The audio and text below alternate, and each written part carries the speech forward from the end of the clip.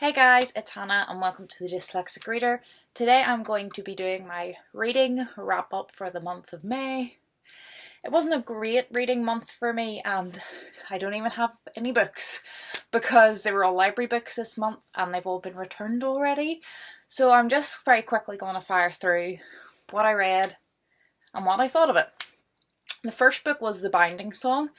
And I quite enjoyed this. It was a supernatural tale set in a women's prison. I liked the setting, I thought the atmosphere was good, I thought the story was quite unique and the pacing was good and it was a wee bit creepy but not very scary, and I just thought overall it was really enjoyable, but I didn't think there was any great message or inspiration or anything to be drawn from it, so I gave it 4 stars. The next book I read was 6-4. This is probably one of the reasons why I didn't read a lot of books this month, because this book was massive. It was almost 1,000 pages, and this is a Japanese crime novel, and I really enjoyed it. There was some issues with the translation, not because the translation was bad, but because it didn't translate. There was part of the crime that was centered on, not going to spoil it, but you would have had to have known, even though it was translated, the structure of the Japanese language to have caught on to the clue. So there was no way I ever could have solved it because one of the clues completely just went over my head, because I don't know how names are structured in Japan. And that was just... So I couldn't have possibly have solved it myself. So at least it was a bit of a surprise coming. I thought it was really good.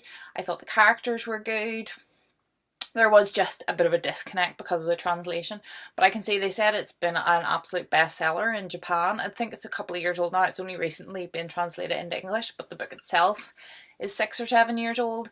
And yeah, I would definitely recommend this to crime fans. It was a longer book, but it was intriguing. It is about a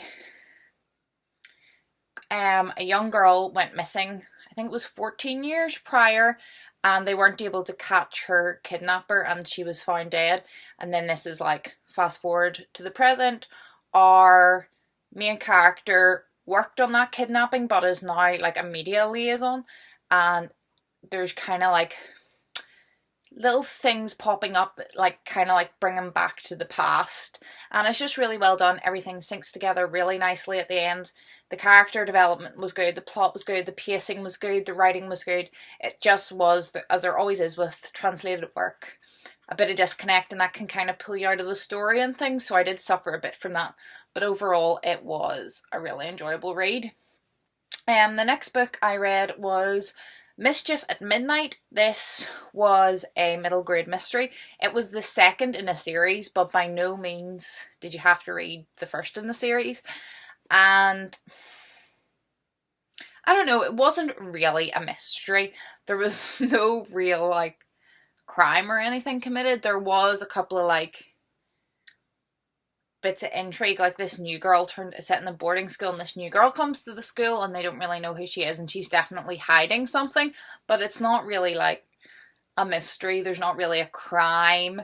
I quite enjoyed the characters, and I thought the pacing and everything in the book was good and the writing was fine, but there just wasn't really a mystery and nothing really happened. And I don't mind books that nothing happens in if there's character development and whatever else, but there was just really no substance to this book. So I thought it was fun and a good time, but there was nothing special about it, so I gave it a 3 stars. It would be a high 3 because I enjoyed it, but I couldn't give it a 4 because I just didn't think it was that good. The next one is also a mystery middle grade, and it's Cream, Buns and Crimes, and this is from the Murder Most Unladylike series. And I've read all these books. I think the 2 newest ones my library doesn't have them, so I don't have them, but this was the last one that my library has I haven't read. I never order them in, but when I see them I just lift them.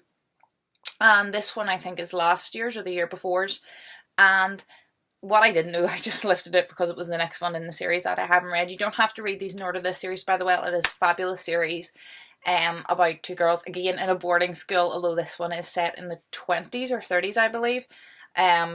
It's fabulous. I love them all. I love this one as well. I gave 4 stars. But what I didn't know, because I didn't read the synopsis, I just picked it up, was it was four, I think, 3 or 4 short stories, and then in between them there was like kind of like character profile-y, non-fiction-y diary stuff. So there would be like a mystery that was like only the length of a chapter, and then there would be like how to be a great detective, and there'd be like a chapter on that, and then there'd be another short story, and then there'd be a chapter like the most famous cases of all time, and be a wee like synopsis, which didn't really appeal to me at all. It would appeal to a kid reading the book, but for me, I just skipped those bits and just read the short stories, really.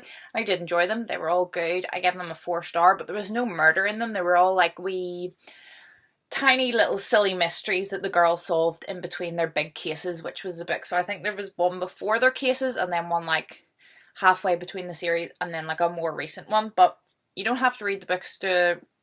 I read the first one first, and I don't think that's a bad place to start, but other than that, I've just read them all over the place, and they're really good, and they have really good like representation and diversity, and they handle like hard topics and stuff really well.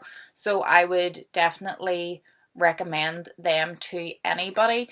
And then my last book I read was called Violet and the Pearl of the Orient. This was another middle grade mystery series. I've been kind of feeling a bit slumpy kind of the second half of the month.